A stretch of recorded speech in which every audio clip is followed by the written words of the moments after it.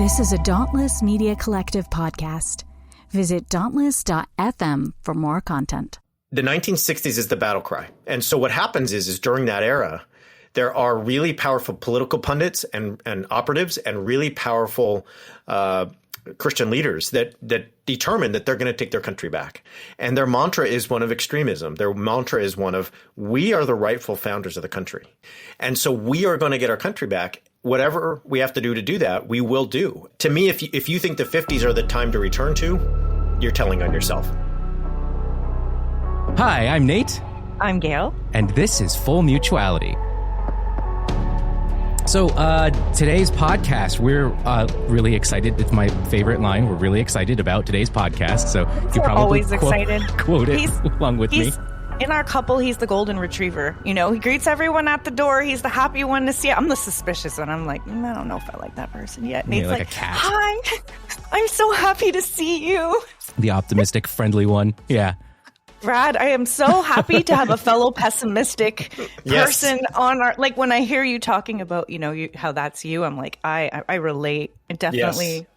Yes. If once you're in the group, I'm like, I will, you're part of the family. It's like, we'll defend you to the death. And, but until you're in the group, I'm not so sure. You know what I mean? Okay. I have a question that goes with that. Yeah. Do you know your Enneagram type by any chance? You know what is funny is I do not, because I've never done it. And I feel like as in the evangelical cosmos, I'm it's a cult. Yeah. I like Corlin and Megan at Thereafter looked at me like, are you still in this group? And you haven't gotten baptized? What's your problem? So have people speculated about what you are? Because I already feel like I have a suspicion on what you might actually. There's two that I'm thinking. I don't. I have no idea. And when people say they're like a 1 or a 7, I you don't truly know have no idea what it means. So I'm happy to just tell me, and then I don't have to do the test, and then I can just tell people. Gail says I'm like a 7 or I'm like a 3, You could be either an 8 like me or a 1, and the reason, so 8s are very loyal, protective personality types. Okay. They tend to be leaders. Their big fear is being controlled, but they tend to have an environment around them. They look after the people around them. They don't like people being manipulated and messed around with. That's an 8. Yeah, you're pointing at yourself. The ones are rule followers. When you give your background, when I heard you talk about younger you, I'm like, I've just been like, oh, that really passionate evangelical kid. I see myself. I'm like, he's probably an 8, but I don't know. No, I think it's 8 more than 1. I like to do good and not wrong. I don't like to follow rules. And I'm not saying I always do good. I'm just saying like my wife, I don't know. My wife's like, that's against the rules. And I'm like, yeah, it's a stupid rule. Who cares? And okay, so, you're an 8. My suspicion was you might be like me and you might be like, I don't know if you know Joe Lumen at all. If you've heard her stuff, she's an 8. There's certain people I could pick them out. I'm like, yeah, that's an 8. You have the characteristics that I don't know Joe that well, but Joe does not seem like one who likes to follow rules. So when I'm hung out with Joe, do not. Yeah. So, for those of you in the audience who have been hearing us chatting a little bit, you probably recognize the voice on the other end. I realize we haven't introduced our guest today. Our guest is the illustrious Brad Onishi, who... He's shaking his head at the illustrious comment. Or infamous. That's okay. I mean, that's fine. Or just prof. The niche. No. I think just the niche, like a very niche person. He has a niche, and he stays there. Yeah. The niche, the acquired taste. I am so excited to have. I'm excited. I've been listening to your podcast. Other podcasts that I listen to have had you on, whether it was Veterans of Culture War with Zach or Scott, who's been working with you on some of your podcast stuff. We love Scott and. I think your episode, the recent Chapel Probation that you and Scott did together, because I'm used to hearing you on Straight White American Jesus, which is your podcast, but on Scott's, you guys cracked up so much, and I don't think I've ever heard you laugh so much on any interview, and I was like, oh, that sounded like a lot of fun. Yeah, Scott's the best, and I feel like he creates an environment where you wanna laugh. And in a good way, you know what I mean? Does so. Completely know what you mean. In good English professor fashion. Yeah, he creates a good laughing environment. So I do want to say congratulations to you on the very recent release of your brand new book entitled "Preparing for War," which will probably be kind of the driving force of our conversation tonight. I can't recommend the book enough, and Gail and I have unfortunately only gotten through a few chapters, and it's already very gripping. Very scary. Like, I think I wrote it on your wall or something. I was like, great book, but I can't go to sleep. That's my only complaint after reading this. Nate likes to read to me, and I'm like, oh, that was like a horror story before bed. Thanks, babe. So I'm rewatching the Alien movie franchise and simultaneously reading your book. And I think it's a good 1-2 punch for people who really don't want to sleep at night. You could be watching like Ted Lasso or Dairy Girls. You know what I mean? Like, you don't need to be watching the Alien franchise. That's your wow. That's your problem, Nate. Yeah. Well, my escapism is in science fiction, and science fiction often crosses over to horror, which is kind of what's going on in this book. So the thrust of what you're getting at is basically drawing a through line from sort of the rise of the white Christian nationalist movement here in the U.S. and how that the nation movement back in like the 50s and 60s, or really the 60s, as a response to what was happening in the cultural zeitgeist at the time, and a longing to return to the decade of the 50s for white Christians, and how that there's almost a direct lineage from there to what we saw in 2021 on January 6th. Now, obviously, things have calmed down in the last couple of years, at least at the surface. We're not seeing it quite so much on the national news scale, although the inability to elect the Speaker of the House kind of that gave us a glimpse of I don't know, the memory of that kind of thing going on, but tell us a little bit about that. You also kind of draw parallels to your own life and your upbringing to a degree, right? Because unlike me, you and Gail came to the evangelical world as teenagers. As a child, but I get what you mean. It wasn't like, because you went to public school. I, on the other hand, never saw the inside of a public school except in extracurricular activities. Right. I saw the inside of a fundamentalist Baptist church that had a school 6 to 7 days a week from the time I was 5 years old. So that's my life in evangelicalism is long. Well, let's start with the 60s, and I can kind of explain some of my own story in a minute. But the 1960s are a time when most of us kind of imagine the country is making progress on a lot of fronts. And so you have the civil rights movement. We have voting rights, and the Voting Rights Act. Really, people don't understand, like, really ends Jim Crow good for good. Mm-hmm. Like, there's no more poll tax. There's no more ways that kind of really, in a widespread way, prevent people from voting through intimidation or through various hoops to jump through. Immigration reform. So a lot of, especially Asian Americans, are very familiar with the immigration reform of the 1960s that basically changed how immigration happens here.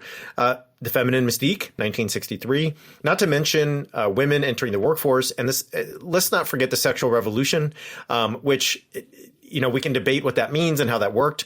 But I will say that for white evangelicals, for white Christian nationalists, the sexual revolution was very real. It was very scary, and it ruined everything.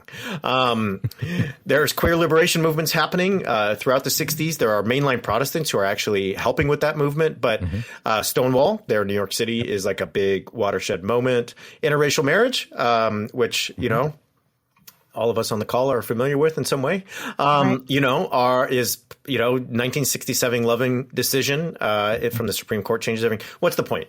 These all seem like good. I think most people are listening and like, yeah, that was a good thing. That was a great era. Good stuff was going down. Glad that happened. This is precisely when the white Christian nationalist says to themselves, that's when the country wasn't great again. That's when sex became free from its traditional foundations. That's when gender became fuzzy and non-binary and non-distinct.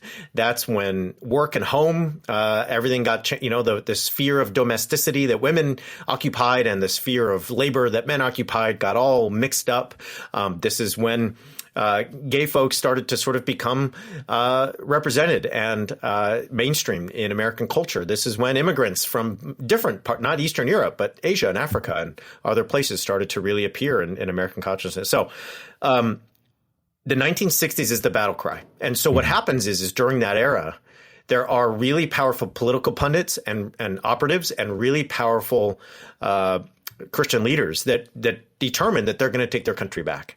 And their mantra is one of extremism. Their mantra is one of, we are the rightful founders of the country, not these gay, interracial, immigrant, non-native speaking, independent women, fill in the blank category, whatever you want to say. And so we are going to get our country back. Whatever we have to do that, we will do. And I could talk all the details. I mean, it's all in the book, but of how that's happened, the ways it's been chipping away at democracy, so on and so forth. So, but to me, if you think the 50s are the time to return to, you're telling on yourself, right? Yeah. You know what I mean? can tell who you might be if you want to go back to that time. Totally. How in terms of how this ties into something I found fascinating as I've been listening to your podcast, as I've been reading your book, when I think of the extreme evangelical culture in the US, like I'm from Canada, right? So like when I think of it and I think of the influence evangelicals have, in my head, I'm like, oh, the Bible Belt, oh, the South. They're the ones with the influence. They're the ones that have stirred this ship in that direction. And the state it would have never popped in my head as being like a problematic state for spreading evangelicalism around and stirring things up. I mean, the last thing I would have thought of is liberal California, like, ooh, big bad boogeyman of California.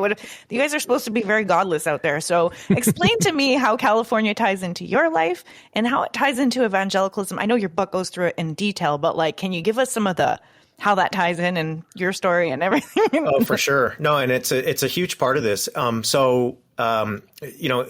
won't spend a ton of time on this, but basically in the 1950s through the 1970s, California gains millions and millions people undergo the Sun Belt migration, which is millions and tens of millions of Americans moving from the Midwest and the South to the Southwest. So that could be Phoenix, that could be LA. And a lot of them moved to Orange County, where I grew up. Now, Orange County is what, people make fun of it, and it deserves it. We totally deserve it. Like, Orange County's Orange County, and everything you think Orange County is, it is. It's the beach. It's a lot of people with Hawaiian shirts and bikinis and cosmetic surgery and so on and so forth. But what a lot of people don't realize is that it was and still, in some sense, it remains an epicenter for American conservatism. And so in the 1960s, you have take root there, this militant, libertarian, pro-capitalist, individualist Christianity.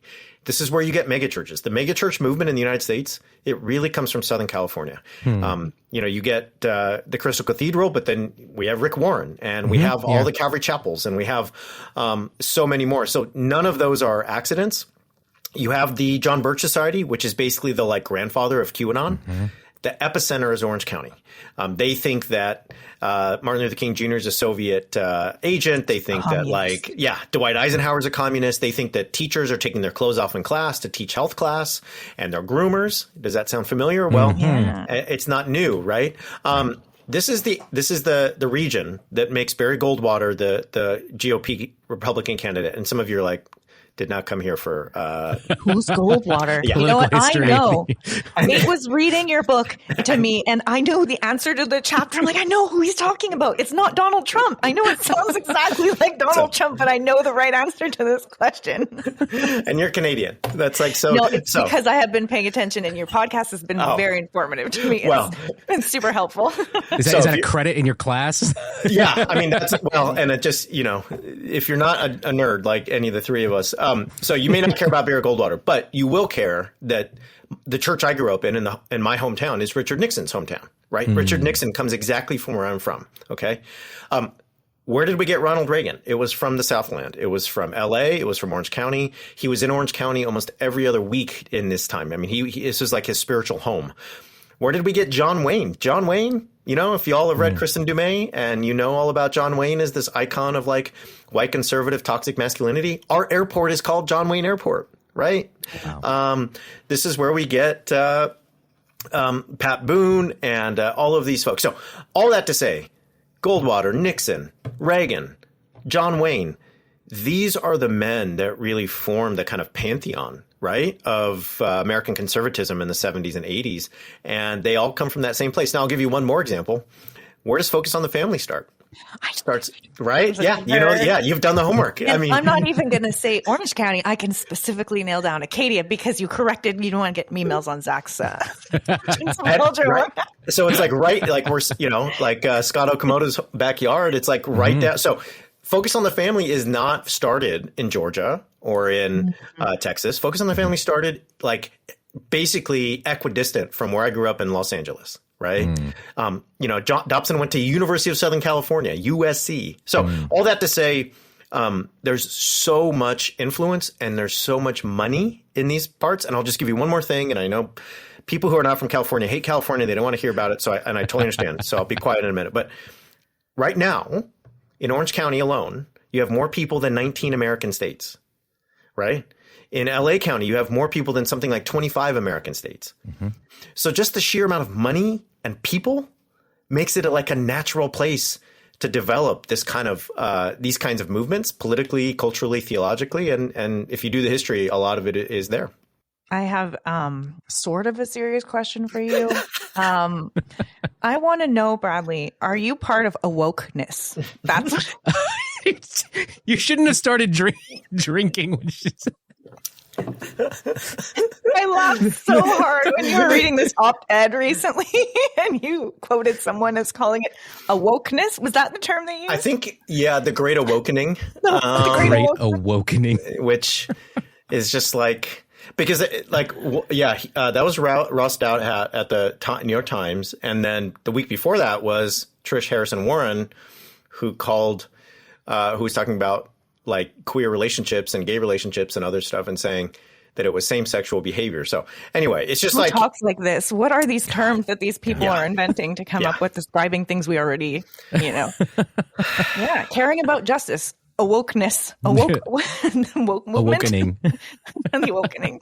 Wow. Yeah, that could be some interesting horror movie. I don't understand. That'd be a great, yes. You should, Nate, you should get with Lucas Kwong, who did Monster in the Mirror, and y'all should write some like really cool horror movie. That would be, I would watch. Yeah. I now have a lot. Yeah. We should talk.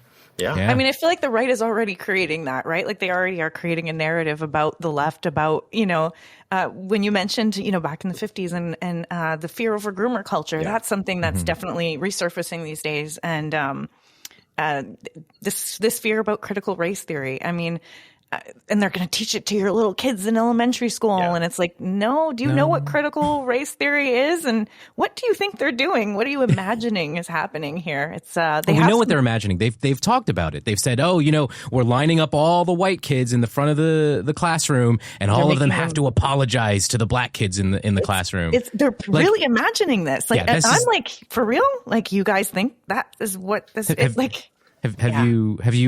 Have you gone to your parent teacher meetings? Have you talked to your kids' educators? Find out what's happening in the classrooms.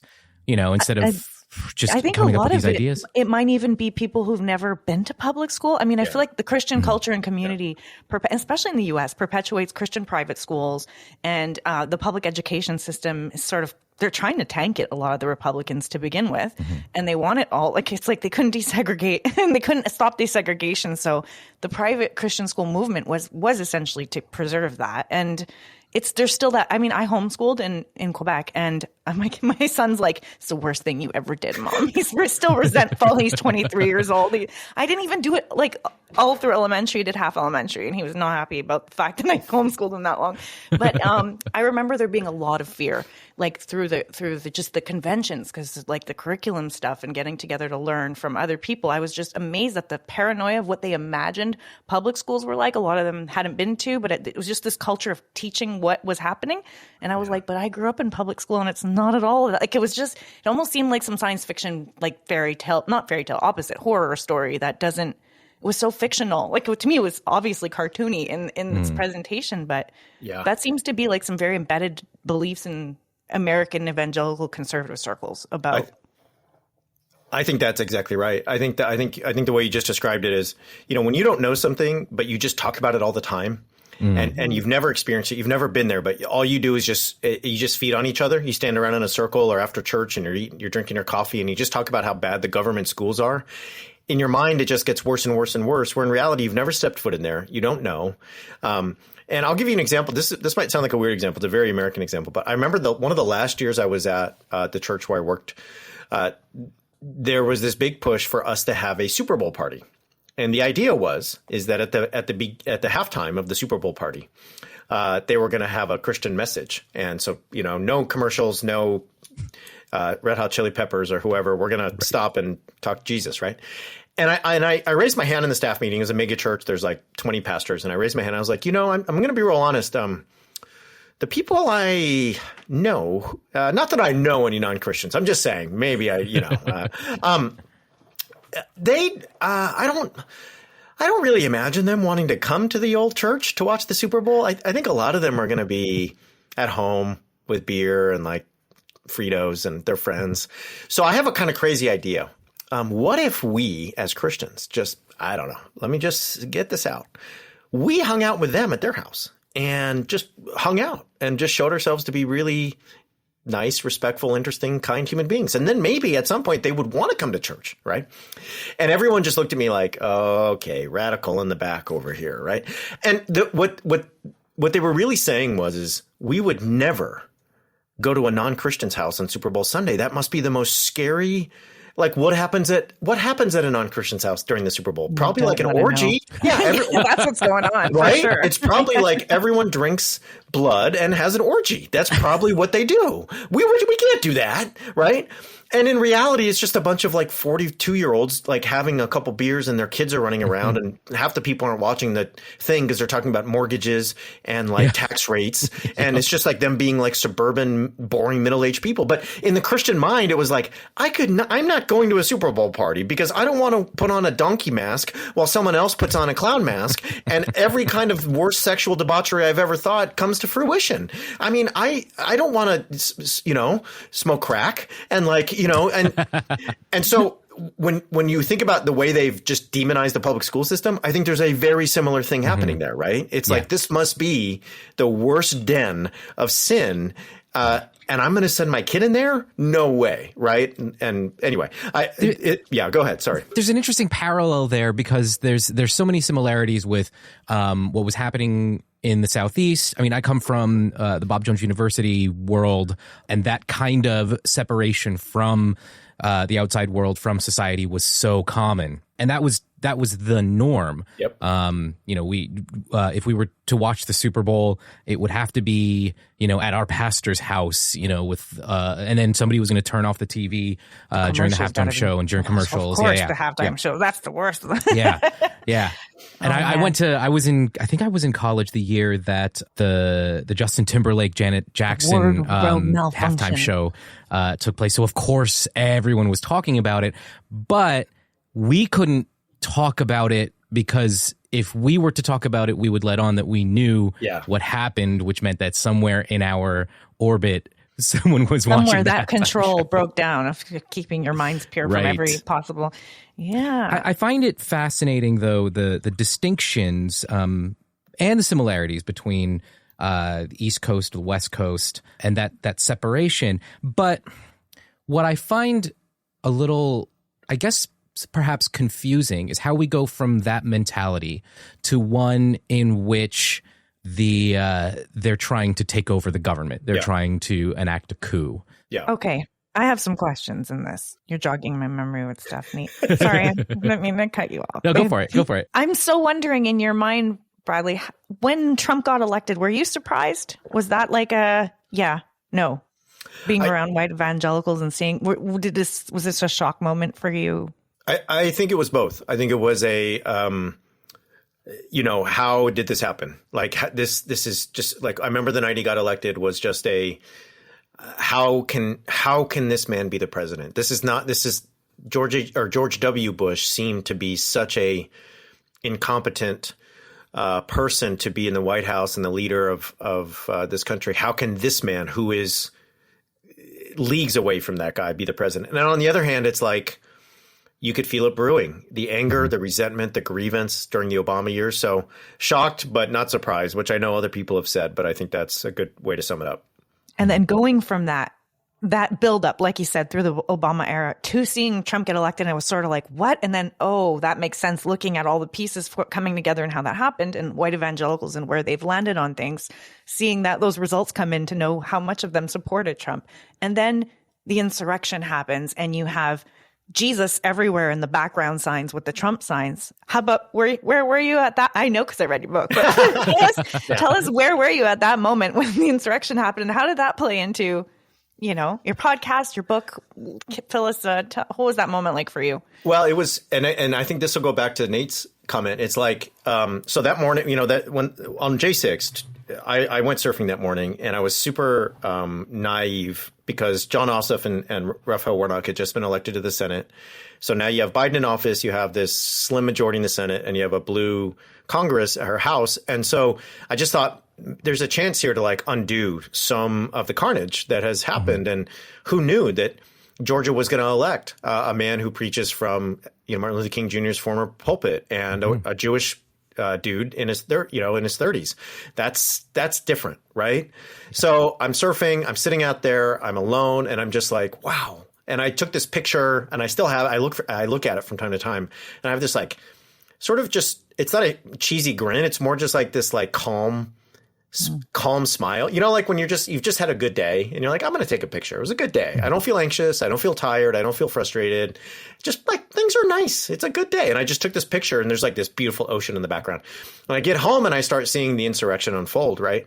And if I just go back to Nate's discussion of like, how do they want to take over the government, much less how do they want to just overrun the Capitol like violently?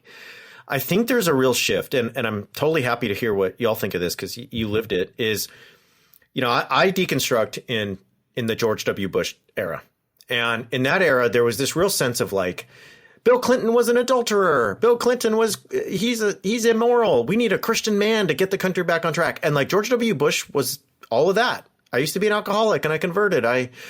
Jesus changed my heart, and Bible is my favorite book, and I'm from Texas, and I'm the guy. And it never scratched the itch, right? Mm-hmm. Like it just never scratched the like, I want my country back, and I don't want all these people who are here to be here. I don't want all these folks that I don't think should be on TV or in Congress or in front of me. I'm tired of like all these irritants and all these interlopers and all these people that are in my space that I just, it's still not the America I want. And then Obama, mixed race, immigrant dad of African descent, Muslim dad, from Hawaii. Like, you know, my family's from Maui. Like, we're so used to being people thinking like Hawaii's not even part of the United States. Like, we used to have a joke like, hey, are you going to Hawaii? Have you changed your money yet? And people would like go down to the bank and be like, I need Hawaiian money, you know, and it's like really fun. So this dude's from like a state that's not even a real state for a lot of Americans. It's certainly not Texas. It's certainly not New York. And you got a black wife and black kids, and then gay marriage is legal. And I think during that 8 years, it goes from we prayed, we voted, we did see you at the poll, we did a lot of stuff to get this country back, and this is what happened. So screw it, we're done. It's we don't need some guy who had a nice conversion and talks with a Southern drawl like George W. Bush. Okay, we need a brutal, barbaric jerk who will not just do the stuff we want like George W. Bush kind of did, but like I want to see him make the people hurt that I want to hurt. Mm-hmm. I want to see him like brutalize people. That's what I need to feel better and like scratch the itch. So it's not just that I want to pray for our country, like you said, Nate. It's like I want to take over the government. Yeah. And I just want to say the quiet part out loud. I don't want Muslims here. Give me a Muslim ban. I don't want Mexican people here. Just build a wall.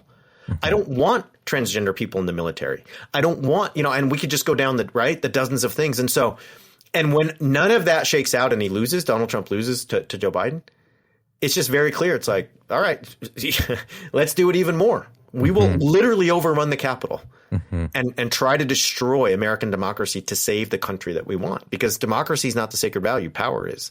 Yeah. And I think that's all of that is unplayed or has been played out over the last, you know, recent memory. Mm-hmm. Yeah. And it's fascinating because you have like the Mike Pence, who is the evangelical image of what they claim to be and represent. but you would never imagine them ever putting a Mike Pence or voting for a Mike Pence as president. They want him as the VP, but like you said, they needed someone who's willing to do the grueling, dirty work. And I could be wrong on this. I don't know what you think, Bradley, but is it he's a baby Christian? That's the excuse behind why Trump is okay. He's valid, even though they know he's not going to back up exactly what they say they believe. I think that helps, right? I think it's a nice way. If somebody asks, how come you vote for this man? He's not a Christian. I think it's a nice way to just very quickly say, oh, he's a baby Christian. And if I'm Robert Jeffress or if I'm Ralph Reed or if I'm, Lance Wallnau, I can say, well, everything I'm hearing is that he has accepted Christ, but he's a baby Christian, right? So it's a nice rhetorical, nope, sorry. You're saying I voted for a non-Christian? Well, that's wrong. And what's really at stake is he is an impure man. And one of the things I learned from Leslie Doyle Smith's book, Compromising Positions, is that you often want an impure man to do impure things so that you can keep your family and your nation pure. Like if you want the pristine, pure, unscathed body or the pure, pristine, unscathed country, then you need this barbaric brutalizer to keep all the impure stuff out. And that means, he's going to do dirty stuff and he's going to come home with bloody hands and muddy boots. But that's what we need. Like Mike Pence, he's 20 years too late. Like 1999, Mike Pence is like, he is in fashion. Guy. You know what I'm saying? 2022, that guy looks like a retrograde. He looks like, are you serious? He's not near mean enough. Right. Like he's not near grievance enough. He's not near angry enough. That guy just always looks like he's constipated and he's wondering why the medicine isn't working. Like, you know what I mean? He doesn't look like somebody who's going to go beat people up, and that's what they want. He's probably praying for Trump and walking alongside of him and help. I'm just saying the evangelical. No, I know. He's a good man, and he's there to even if Trump is doing it the wrong way. At least he has Pence on the side to kind of coax him along, help him. The Lord will bless Pence and help him. Help. And then I think it was during the insurrection where Trump put his life in danger, put Pence's life in danger, and the threats that Trump made to Pence even afterwards. And I think, how do evangelicals who are so excited about Pence feel or overlook or think through all of that? I guess for me, it just seems so baffling. Like I have a hard time wrapping my head around how all that works. How do you hold all of that together as an evangelical? It reminds me of the Dark Knight and how you have this collection of mob bosses who are unable to do anything about Batman. They know that Batman's the issue. They got to do something about him, but they can't do anything about him because they operate by a set of rules. And if they break those rules, they're not going to be able to function. Their organizations are going to fall apart. They'll be prosecuted, etc.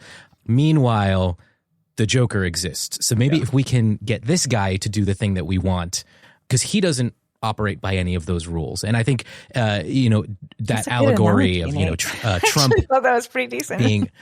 I'm proud of it. I brought some pop culture in here. You're a real evangelical now. Look, you're connecting the dots between real life. Yeah, I'm going to start a sermon series, pop culture, do like a movies, what is it? Sermon at the movies, something like that. My old, one of my old mega churches used to do that kind of thing. They would do a month-long series called Rock God. And the band would play some, popular rock song, and then the pastor would come on and preach a sermon using the lyrics of that song as like a springboard into. You're just, I have not, I've not been drinking during this podcast. I've been drinking seltzer water, but I'm now wishing I had, something else. No, I think the Joker analogy is really good because I think what stands out to me about that analogy is that the Joker does not play by any rules. And so the mistake on the part of the mob bosses in that analogy is that they think they can control him. Like he'll do what they want and then they'll put him back in the in the pen. And the Joker never goes back in the pen. Right. And I think in the case of the Joker, that's just the sort of person who the famous line in the movie says, some men just want to watch the world burn. I think in Trump, it's less want to watch the world burn and is just wants to watch the world, bow before him. He's just the clearest case of a narcissist. And so you're never going to put a narcissist back in the pen and just say, oh, thanks for your service. Thanks for doing what you did. Please be happy now that you got to be president or you got to, you know what I mean? It's like, once you've unleashed this force, you can't put it back. And I think there are many who wish they could. I think there's a lot of, especially elites, like in evangelical donor classes who have a lot of money to give that wish they could really find a way for a Mike Pence to win, or a Marco Rubio or a Glenn Youngkin. But there really is no path anymore. You really have to be Trump or DeSantis or someone along those lines, because you've unleashed the mob, and the mob is not going to follow those dad joke telling stuffy dudes anymore. They want a barbarian. So. Yeah, I mean, they're going to bring gallows to the Capitol. So. It's surreal. I think watching that play out on television was just such a surreal moment. Actually, Nate was in Canada with me when we were watching it, and should have stayed. Nate should have stayed. I should have stayed. Yeah. His mom was like, "Come home," and he's like, "Why? Why would I be safer in the U.S.?" She's like, "You need to come back to the States." I'm like, "What? Why would I want to go? I'm safer here right now." I actually had American cousins, evangelical cousins, who were at the insurrection, who were a part of that, and I think for me it was an awakening. And when they were asking people to pray, and then I knew I was starting to connect the dots of where they were based on the comments, and I was like, no, they're not at the insurrection, are they? And they were like, you don't know what's really going on. You're from socialist Canada. And I was like, ooh, like this was just it was fascinating for me to see my evangelical family. And it's interesting, like I have some Canadian family, like in a family, let's say 6 siblings, half of them living in Canada and half of them living in the States, all evangelical.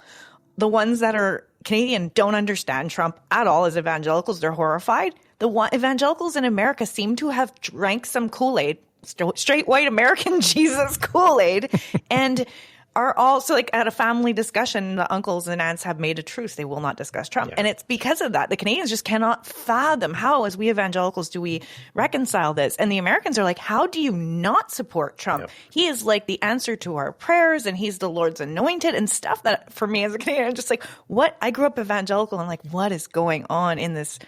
I mean, I deconstructed too out of it, but it still was a shocker to me that 81% of white evangelicals voted for him. And it's still a lot to wrap my head around. I think your book does a fantastic job of helping people to understand how those undercurrents have played out throughout the years, how it's not something new. Yeah. I'm curious how you feel going forward in the future. You mentioned Trump is the Joker. You can't put him back in the pen. Are you worried about what potential can be? Like, I wish I had a crystal ball. Are you curious how this is going to go? I am. Up? I mean, I'm concerned. And I think, we're in a moment right now that I think is quite, It's a strange moment, because I think there's a lot of folks, not just folks like us who are concerned, but I think there's people on the other side who are within the Republican Party, who are influential pastors who have a lot at stake on whether or not Trump is going to be the guy in 2024 and so on. I think there are just a lot of people waiting to see, like, it's, we talked about the mob earlier, Nate, and I think it's like that moment where the mob boss is kind of like maybe going to get overthrown by the young up and comer or the new guy. And if you're a lieutenant at that point, you just wait to see who's the chief, who's the guy in charge. And then I kind of like show my loyalty. And so we could have I have no idea. We could have a situation where Trump is the guy in 2024. It could be that Ron DeSantis is the guy or someone else. Here's what I think I'm pretty sure of, is that the Republican Party is the party of Trumpism, even if Trump is not going to be the nominee or the figurehead or whatever. Trumpist policies on immigration, on COVID, on schooling are the ones that someone like DeSantis is touting, and he's even going further than Trump. So, the evangelical cousins you talk about are not going to be like, yeah, all right, Trump's not the guy. All right, we get it. We'll put down the anti-vaxxer stuff. Yeah. We'll start listening to health. We'll start caring about all. Let's reach across the aisle. Let's reach across. Like, you know what I mean? Like, I think what they're going to say is, all right, no Trump. You better give me somebody who's a good enough kind of stand-in, or I'm not going to vote and I'm not going to be part of it. And the GOP elites know that, and so we may not get Trump, but Trumpism for now, I think, is here to stay. We live in an era of unprecedented access to information, news, and media. But what happens when all that information leads you to suddenly realize you spent the majority of your childhood in a cult? Well, we can tell you. Join me, Jessica Goforth, and Kathleen Reynolds as we take you into the world of cult recovery after all the emotional, psychological, financial, and sexual abuse we experienced as part of Bill Gothard's Advanced Training Institute. On our podcast called Leaving the Village, we talk candidly about our journey out and interview other survivors whose experiences will boggle your mind. as scandals continue to rock the twisted world of IBLP. Subscribe to Leaving the Village today so you don't miss a single episode. Hey everyone, I'm Nate from the Full Mutuality podcast. I wanted to take a moment to say thank you for tuning into this show. We're so grateful that you've decided to spend your time with us. Seriously, Dan, Gail, Jessica, Kathleen, Scott, and the rest of us here at the Dauntless Media Collective couldn't produce content like the show you're listening to without your support. I'd also like to invite you even further into the conversation. Right now, there are some great discussions happening over in the Dauntless Media Collective Discord server. If you're interested in chatting with other folks who are deconstructing and decolonizing the oppressive traditions that they came from, please feel free to hop on into the server. If you don't know what Discord is, it's a place where communities can gather online for chatting on a wide variety of topics. In our Discord server, we have channels devoted to general deconstruction conversations, some meme sharing, therapeutic venting about whatever religious bullshit you're currently dealing with, and even a channel specifically devoted to talking about the latest episodes of the podcast you're listening to right now. I hope you'll join us. You can log in directly to the Dauntless server by clicking the link in the show notes or heading to dauntless.fm and clicking the link in the top banner. See you there. Yeah, I completely agree. Some of my, predicting or theorizing comes from the fact that what you had mentioned before about the inability to put a narcissist back in their pen. Once Trump has gotten a taste of that power, he's not going to be willing to let it go. So even if the Republican Party were to put DeSantis in on the ticket, I don't think Trump walks away. I think Trump attempts to primary, and if he faces DeSantis, I think he loses to DeSantis. And I don't want to be a pundit, but I'm gonna be a pundit today. I think he loses to DeSantis in the primary, but I don't think he goes away. I think he tries to come back in the general as an independent, which then splits the Republican vote. And I think the optimist in me, because I am forever the optimist, sees the opportunity to split the Republican vote between an independent Trump and a Republican ticket that has DeSantis at the top, and that split vote gives. I want to say Kamala Harris because I really think Biden needs to retire and just say, you know what, I'm because look, your constituency are people our age. But I don't know. I think with America Biden electing like the oldest people in the entire political world. We just constantly get octogenarians to lead our country. Every other country has young politicians, and the U.S. Biden looks like he could pass away if he tries to go for another. It's concerning. Yeah, I mean, I have so many thoughts on I mean, Justin Trudeau, just there's a lot to say, but youngish as politicians go, and Macron is he's Macron, and we could go to New Zealand or we could go to Finland, and they have like these young women who are their prime minister. I mean, just amazing stuff. All right. Yeah. So here's if we want to play pundit and we just want to be have some fun, let's have some fun. So let's imagine what could go on. So I think there's a way, and and I think these essays are being written and they have been written so Nate, if I'm going along with what you say, there is a scenario where DeSantis beats Trump in the primary. Trump's like, are you serious? Of course I'm running third party. Of course. Mm-hmm. I'm Trump, right? Mm-hmm. And then there's a scenario where maybe Biden is just a stand-in again. He's just a stand-in candidate. Yeah. People will vote for him. He's safe. He'll get a lot of votes from across the country, especially in the South. Biden did very well in the South, and he did very well among African-American voters. And so, all right, we have a second Biden term, and maybe who knows what happens. And there you go. Okay. There's an even further scenario where the Trumpist wing of the party, the people that really held up McCarthy for being speaker, the Carrie Lakes, Marjorie Taylor Greens, and they splinter and go with Trump, and all of a sudden you have what almost appears like the end of the Republican Party as we know it, because it's to get really wonky and really weird, and people are going to be please stop. The know nothings of the 1850s or other political parties that have existed in American history. There's ways that things die. And so Do I think that will happen? I actually don't. But that's one scenario. Like, you can see how Trump would take with him enough Republican, not just voters, but like, what is Matt Gaetz going to do? He's going to support Ron DeSantis? What is Marjorie? What is Lauren Boebert? What are these folks? Gosar, Biggs? All of these election deniers, are they just they're going to tell their people they're with DeSantis now? That's a really weird and awkward choice. And you could see some real, like, if the Democrats ever had their shit together, this is where they would just like dominate. This is where they would just put forth those young 40-something politicians that are excited and ready to go and just like, here we go. We're actually going to just dominate this election cycle, but they are Democrats. The Democats can get their shit together. Yeah. Well, I mean, look at the Republicans talking about getting their shit together. 15 rounds to vote in the Speaker of the House. Like, the Republicans do not, in any sense, have their shit together, if we're going to talk about that. And I feel my dream scenario, since we're doing the pundit thing, my dreams, and because I'm Canadian and we have a more than two-party system, I dream of the U.S. having more parties. This is what I dream of as a Canadian. I'm like, if you split the Republicans, then the Democrats have permission, because one of the reasons the Democrats, in my opinion, are like, it's frustrating to even think of, if I were to ever be a citizen in the U.S. and vote, what in my head it would be like, I'd love to vote for an AOC type of someone younger, some of the more progressives that are seen as extreme. Like, as a Canadian, it's hilarious to think Bernie, AOC, extreme. Like, we listen to that and we're like, what?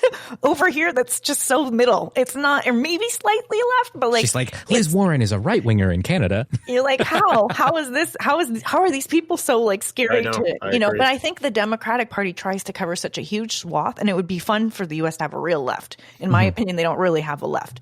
So my dream scenario, split the right, split the left, have more variety of stuff where people, and do ranked choice voting would be like a dream, in my, it's a lot of dreams, a lot of pipe dreams for the U.S. I have a lot of, because the way things are happening now in terms of democracy for the U.S. is bleak. It's a little scary. It's a little, it doesn't look good for how the direction of things, No, I agree. I share the dream. And it's unfortunate that is such a hard scenario to see come into fruition, but I share that aspiration for sure. Yeah. Everything you just said. Yeah. So I want to backtrack a little bit and maybe get kind of personal. I'm going to go biography a bit. And so your book is called Preparing for War. And I find that fascinating because coming from the fundamentalist world, we loved songs like, I'm in the Lord's Army, Onward, Christian Soldiers. You didn't even have to be a fundamentalist to know those songs. Evangelicals, we were singing that too. True. Yeah. So I guess I'm curious, as far as your background, you've talked about it quite a bit on your own podcast, and I've heard you talk about it in interviews as well, that your mentality as a teenager was in that sort of vein of that Christian soldier kind of thing. Could you tell us a little bit about that, about your history as you were growing up and coming up in Christianity? Yeah, so I converted at 14. It was like a super extreme conversion. So I was just a real punk little dude, just a real something. And so I was getting in trouble. I was pushing the boundaries with teenage stuff, and converted really, really hard. And so like went from the guy that, hey mom, can you take us to the movies? And then we never went to the movies. We went behind the movie theater, and people are smoking pot, people are doing this and that, to like, I'm going to stand in, mom, can you take us to the movies? We're not going to go to the movies. We're going to stand outside in front. And like when people come out, we're going to be like, hey, have you met our Lord and Savior, Jesus Christ? That's quite a transition, like a hard pivot. Yeah, and that happened within a year. And people think I'm exaggerating. Like, I'm not. And you can go back. I'll give you the names and addresses. You can interview my friends from that period, and they'll be like, "Yeah, Brad went from one kind of asshole to another." And so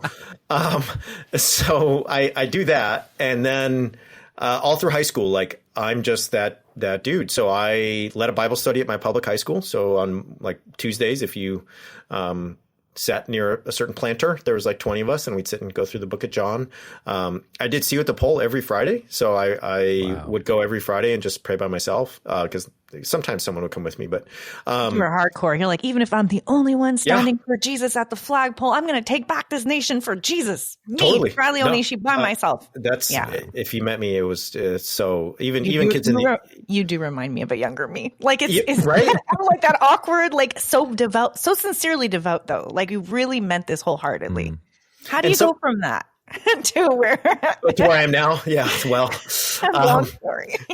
So I converted because evangelicalism provided answers to life's hardest questions. Like I was a really angsty kid. I was prone to depression. I was prone to just anxiety. I would sit out in front yard in Southern California, warm weather all year, and I would just lay in the driveway and look up at the stars and just be like, what's the point of living? Why are we here? So when you get to evangelicalism, deep right? questions. Yeah. And like, now I'm like I'm a nerd, right? Super nerd. This is all I do. I'm a professor. This has been my life. I'm 42. It's just like, and so it all makes sense that that's how I was as a kid. But like back then, when you get to youth group and you're 14, all the long division's taken out of the equation, and it's just, hey, here's the answers to life's most fundamental questions right here. God loves you. You accept Christ. You live forever. You're part of a community. We accept you. We should try to save everyone else because it's all going to go bad. The bad people will get punished. The good people won't, blah, blah, blah. And you're just like, okay, wow. Didn't have to do the long division. Didn't have to learn the equation. Didn't have to like memorize any, sine, cosine. I just sort of like, it all happened. And once I got on that path, I was like, I have the answer. Now I got to just go for it. And it was really brainy, right? Like, don't get me wrong. I accepted Jesus in my heart, but he went to my brain like real quick. You know what I mean? And if that's how you work, then if your brain starts to like realize that there's way more out there and that life and existence and the human condition are crazy complicated, you can only hold yourself in those answers for so long. Those answers at some point start to look really adolescent. And as an adult, a 20-year-old, a 21-year-old, a 22-year-old, you start to think, is abortion this symbol? Is the death penalty? Is heaven and hell? Is like, I remember I used to play basketball a lot at church, and there was this guy who would come and play, and he was part of our church, but he only came on Sundays. He wasn't like a devoted guy, right? And he was a real estate agent in town. And I know now he only came on Sundays because a real estate agent in town, it was good for him to be part of a church. It was like a good way to sell houses, like be a man of the community, and you could trust him to sell your house. And he was just and it's like his kid was in my youth group and I was a pastor, and like she hated him. He was just clearly a guy that if we saw him right now would be like asshole, right? And I remember thinking, and I asked someone, I was like, so you're telling me Scott's going to heaven and Gandhi's not? And they were like, well, I was like, no, but seriously, like Gandhi is not in heaven, but that dude is. And they were like, well, and like when you're 16, you can kind of deal with it. But when you're 21, 22, you're like, no, Scott's an asshole. And Gandhi, every time I read about Gandhi, I'm like, that's like a top 1% amazing human being. How does that work? I tried to vote for John Kerry in 2004. And my elders were like, look, you can vote for this guy if you think he's going to help poor people or immigrants or blah, blah, blah. But you're voting for murder. He's going to murder millions of babies because he's for abortion. And I was like, after that election, I was like, this cannot be. Are you serious? Like, is it that? Am I going to go through I'm like 23. Am I going to go through my whole life just with these simple ass answers? No wonder, no curiosity, no complexity, no exploration, just black and white, this or that, us and them all day, every day for the next 60 years. And this is all there is. So I think that adolescent devotion turned into adult curiosity and wonder very quickly. And evangelicalism is just really bad at holding that in, right? If that's who you are, it's just really hard to keep that in check. And, I was married, but I didn't have kids. I moved to England, 6,000 miles from home. And just like the Canadian Christians, I was surrounded by a lot of Christians in the UK, but they were like so different than the American. Like they drank beer and they thought George W. Bush was a dick, and they were just like, what's up with you guys? And I was like, and it's really easy at that point to get on a road where you land where I am now, I guess. So anyway, yeah. Higher education, traveling outside the U.S., expanding your horizons to people who think differently than you. That's how you get brainwashed. A slippery slope into communism, I think. No, they were right. They were all right. Yeah, they were. Well, it's no wonder that there's such a heavy kind of militance in at the individual level, because they need to protect this incredibly fragile worldview because of how simple it is and how it doesn't hold up under much scrutiny beyond what a 14, 15, 16-year-old would be, viewing, the lens through which a 14, 15, 16-year-old would be viewing the world. And so that's where I think that kind of militance comes from. And then it just embodies itself in fear and a lack of any sort of self-reflection, self-criticism, which I wish there were a way to cultivate that in white conservative Christianity, but it seems impossible, aside from in perhaps in the main line. for the most part. But like, so just to touch on stuff we talked about earlier, right? So part of me used to think it's impossible to do that, Nate, because it would upset the theology, right? The theology is too fragile. But you know what I'm really think now after writing the book and just sort of doing the work I do is like, if you do that, what you just said, that complexity, the wonder, the curiosity, yeah, the theology is going to get fucked up. But you know what's going to get really fucked up is like the white supremacy, the American nationalism, the patriarchy, the xenophobia. And then you're really on the road to losing your place, at least, you know, in your own mind in the country. And all the stuff is gone. All the family, the way you've organized the family, the way you've organized the marriage, the way you've talked about children and men and women and you know, borders and nations, and it's all fucked. So that's really what I think, you know what I mean? Like, why can't we do the complexity? Part of it's the theology is too adolescent, but a lot of it is just the like do you know, we were making fun of woke and CRT earlier, and it's like, don't upset the systems, because the systems are what keep us here. And if you start questioning the systems, then we're going to end up in a place we don't want to be. It's too scary. Yeah. I remember, you know, my deconstruction was a long process, and I took, you know, steps along the journey over the course of quite a few years.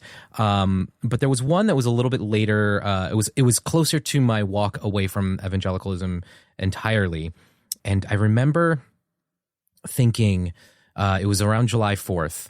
And I remember thinking, you know, why are we, like, as Christians, if our allegiance is to the kingdom of God, why are we pledging allegiance to a flag of an earthly nation? Totally. And this becomes kind of the mark of who we are as Christians. This is uncomfortable for me because of the things that I had been taught as a Christian.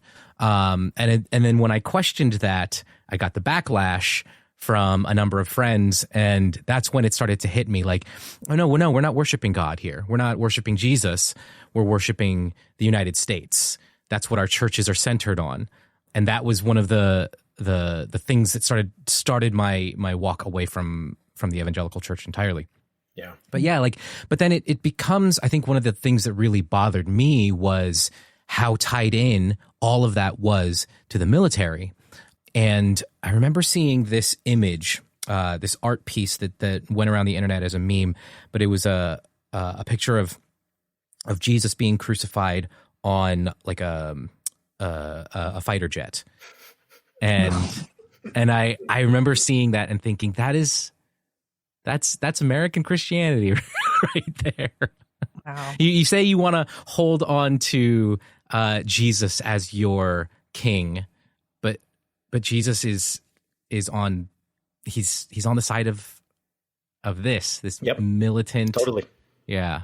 No, I had those same thoughts. I mean, you know, when I deconstructed, we had the Iraq War, right? We had a lot of just American empire talk back then. Mm-hmm. And, you know, and you just start to wonder, why is the American flag in our sanctuary? Mm-hmm. What is that doing here? The cross. What is that? As a Canadian, when I am listening to the sports and the national anthem, because it's so different being outside the U.S. when you come in from somewhere else. That the American, I mean, I make fun of it all the time, but the American, my mom's American and my foster mom's American, but they have American flags even in Canada in front of their house, and we just laugh at it because it's like it's a stereotype. But when I go into the States, I find it even more funny. Like I'm like, okay, fine, you guys are in Canada, put your American flags to show you're still American, but like you're in the. I always when I'm in the States with Nate, I'm always like, look. I know where I am still. We're still in the U.S. I'm not getting lost. Like, but the bigger, the flag size, I don't see anything like that in Canada. Like, there's something, it's just so culty and weird, and the way they sing the anthems and turn towards it in the sports events with the military out. And like these kind of things to me just are so bizarre and strange. And I feel like maybe for Americans, it's just you're so used to seeing it that it doesn't even seem odd. But when you're coming from the outside, it's just, you notice it so starkly and it's startling. Like you really feel that empire/country cultiness around the U.S. And that's. But it's so adolescent. Like, okay, so I'm going to give a super weird niche example right now, and a lot of people are going to think I didn't know this guy was that weird, but that's fine. Okay, here we go. I'm going to try it out and just see if it lands. All right. So when you're 16 and you have your first like significant other, there's like, and I don't know about kids now, who knows? They're just on TikTok. They don't even talk to each other in real life. But like it used to be that like, you know, you had this like overwhelming, over the top personal displays of affection, not in the Christian world, just in the normal world, right? You always hold hands, but you're probably hugging, and, you know, it's like that 16-year-old couple's kissing whenever they can. And like, you know, you're standing behind them in the line at the amusement park and they're just like making out, and you're just like, come on, why? Just why? No one. And like the love and the affection is so young that there needs to be a reaffirmation of that affection at every turn, right? Not at like opportune moments or important events or important times in the relationships like history. It needs to be constant. Otherwise, the love doesn't exist. Otherwise, the desire, the affection, the commitment doesn't exist. And the United States has always been, right, this way. Alexis de Tocqueville comes here and describes it, right, as a Frenchman, is just like, this is a young country that at every moment is just like, here's our flag. We're amazing. Yes. Yeah. Do you love America? Because I do. Right. And everywhere you turn, whether it's a sporting event, whether it's someone's house, whether it's their swim trunks, whether it is their oh my gosh, no, tattoo. You know what I mean? This actually happened, Bradley. We were with some of Nate's friends, and one of them came out with the American flag trunks, and my Canadian friends were with me, and we all were like, whoa. And he was from Texas. So it like made the scenario even more like, wow, like this happens. Like, this is for real. It's funny that you put it that way, because, you know, the U.S. is an adolescent nation compared to most of the rest of the world. Canada excluded, because Canada's a younger nation. We are a younger nation, and we don't pull off that crap. You don't see these massive, huge-ass Canadian flags, and we're like, yeah, look at us. You still have the Queen on your money. I was just going to say, the Queen is on your money. The Queen is on your money. All right, and that is why. There's only so far there's a very clear ceiling in Canada. It's the Queen. Okay? So, you know what I mean? Well, it'll be the king soon, maybe. Yeah, that's true. The king. Yeah. I think Canadians are maybe will start to pull that off their money once the king's face is on there. I know we were super appreciative of your time, Brad, and I wanted to, I guess because we're both pessimists, you did an end of the year wrap up. And you had a hopeful ending to it that I really loved, that I thought was really nice. And you talked about history and the side of me and you that kind of like doomsday kind of can easily go in that direction. I don't know if you remember what you said. Would you mind repeating a little bit of that? Sure. I want to talk about American swim trunks though real quick. So like, this is the people that wear American flag swim trunks are the ones that are going to be like, I love my country. I stand for the flag. I kneel for the cross. Right. So here, anytime you tell me that, here's what I'm going to say is like, look, okay, Jeff, you're wearing American flag swim trunks right now. So you're rubbing your junk all over our sacred symbol.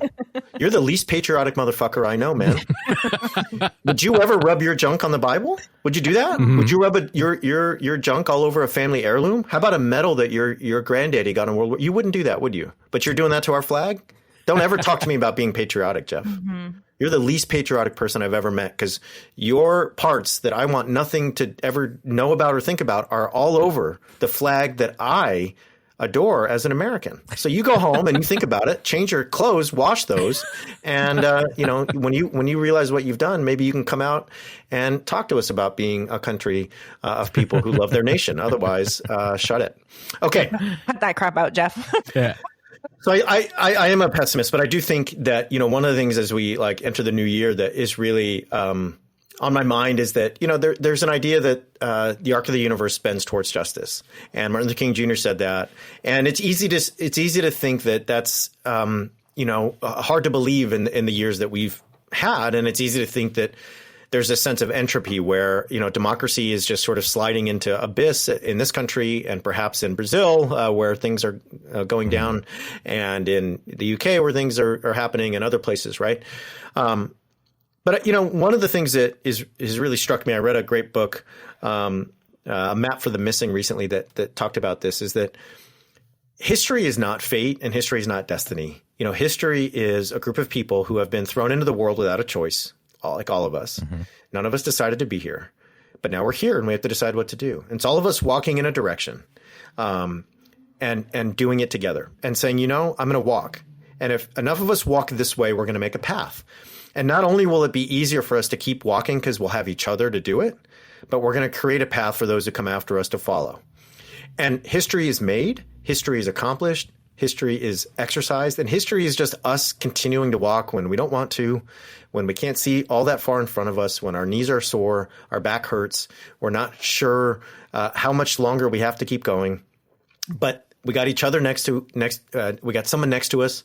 And we realize that if we don't walk, who will? Because there's going to be people after us who need hope, and they need a way to understand this human condition that's one that is full of wonder and full of love and full of inclusion, rather than one that's full of a myopic sense of exclusion and hate and carnage. And so, we have a chance to make history, and that's like the most trite and naive and really Hallmark kind of statement ever. But what I mean by that is just we have just a chance to walk every day together, and to do so in a way that means that history could and just might and maybe move towards justice.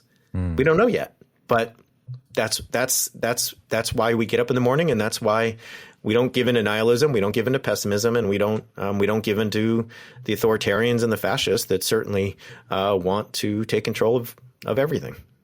I definitely appreciate that. I don't think it's trite. Actually, as a podcaster, as someone in that sort of deconstruction zone, and I know there's so many, like you're a podcaster, I'm a podcaster, Scott. I think of all the different people we even mentioned in this on this podcast today, and I think of how we're all doing something similar when you talk about walking side by side. Mm-hmm.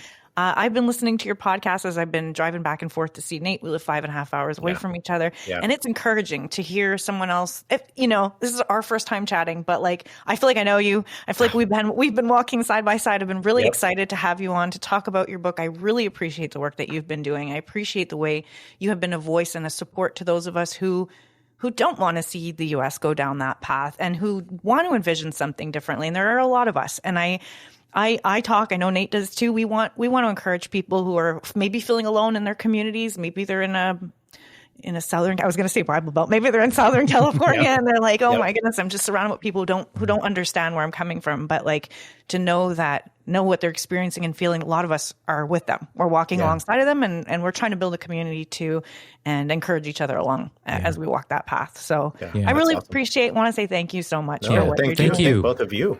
Thank you for the work you're doing. And I think as we wrap up, I did want to make mention, because you, Brad, and myself, Scott as well, the three of us are Japanese American. You and Scott have a few more generations here and have a different history, a different heritage than I do, being the son of an immigrant who came here post World War II. But I was encouraged by the news from the Biden administration about the work that they're going to be doing regarding the Japanese concentration camps in America. And part of me is both encouraged and saddened by some of the performative aspect of it, the fact that what is happening at our border, at our southern border, the atrocities that are taking place there, the quite frankly, Obama era policies that were then cracked down by the Trump administration and not done anything about by the Biden administration is certainly unfortunate. But I am encouraged by something like this, however performative it might be, to basically say, you know what, we know as a country, we know what we did. And yeah, I mean, I don't know if you want to share any thoughts regarding that, given the news that just came out. Yeah, no, there's always a performative aspect. I think there's always a sense in which there's political points to win somewhere, but there's also a sense in which I've had this experience many times, even in my wife's family. I'll talk to her aunt or I'll talk to whoever and say, hey, what did you know about Japanese incarceration before you met me? And they're like, nothing, didn't know that happened. And so, I've taught college, in Tennessee, I've taught college in Virginia and New York. I've taught at really good schools, like places that, people want to go to university.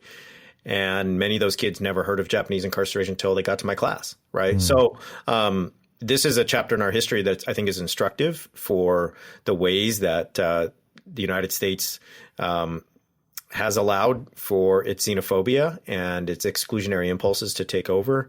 I live out here on the West Coast, and just to this day, camp, as we refer to it in Japanese American community, resounds throughout the community.